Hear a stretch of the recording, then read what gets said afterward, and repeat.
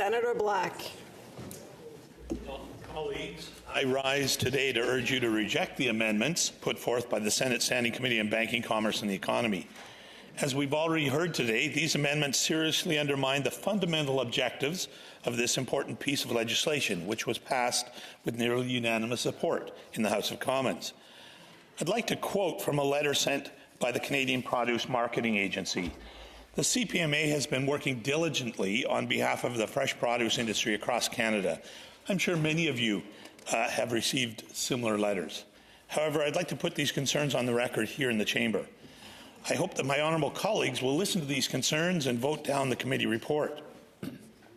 Before I begin, I'd like to mention that the letter was signed by the following organizations: the Canadian Federation of Agriculture, the Canadian Produce Marketing Agency, Fruit and Vegetable Growers of Canada, Ontario Fruit and Vegetable Growers Association, the Association des Producteurs Maraîchers de Québec, Association québécoise de la distribution de fruits et légumes, BC Blueberries, BC Fruit Growers, BC Greenhouse Growers Association, the Fresh Fruit Vegetable Growers of Ontario, Holland Marsh Growers, Horticulture Nova Scotia, Keystone Agriculture Producers of Manitoba, Norfolk Fruit Growers Association, the Ontario Apple Growers, the Ontario Asparagus Organization, Ontario Berries, Ontario Potato Board, the Ontario Greenhouse Vegetable Growers, PEI Horticultural Association, Inc., PEI Potatoes, Potato Growers of Alberta, Potatoes New Brunswick, Les Producteurs des Pommes de Québec, Les Producteurs des Pommes de Terre de Québec, Saskatchewan Vegetable Growers Association, and that's not the complete list of signatories. And now from the letter I quote, it is essential to underscore the pivotal role of Bill C-280, which seeks to establish financial protection for all produce sellers. Ensuring this protection would foster an environment of fairness and equity in the marketplace, promote stability within Canada's supply chains, and bolster the resilience of our agriculture sector. Indeed, safeguarding every link in the supply chain, from growers to distributors, not only supports our domestic industry, but also encourages international commerce, enhancing Canada's standing in the global market.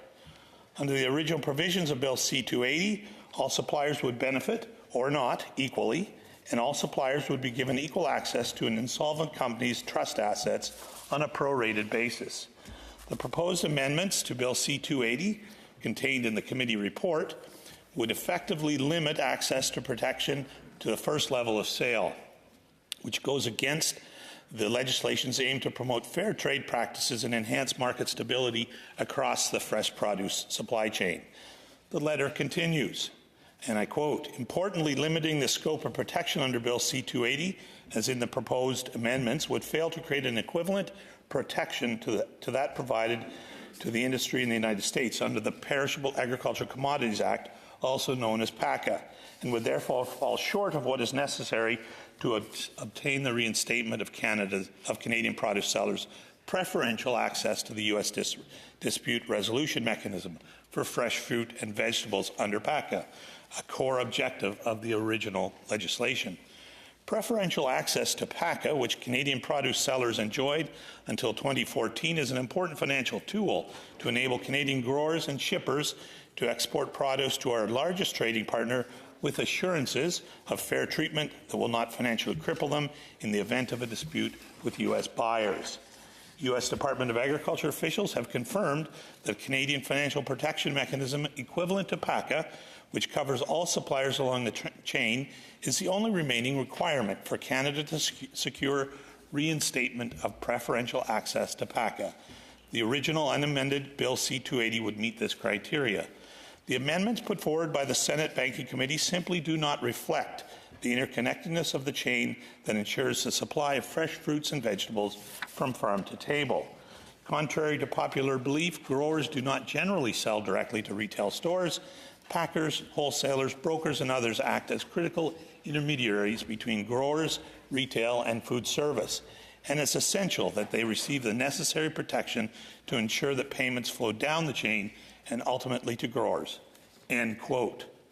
Colleagues, our producers across the country are strong supporters of the original Bill C-280 and urge all senators to reject the proposed amendments by the Banking Committee, pass the bill at report stage, and then send it at third reading without amendment. It's important that we pass this bill into law as soon as possible.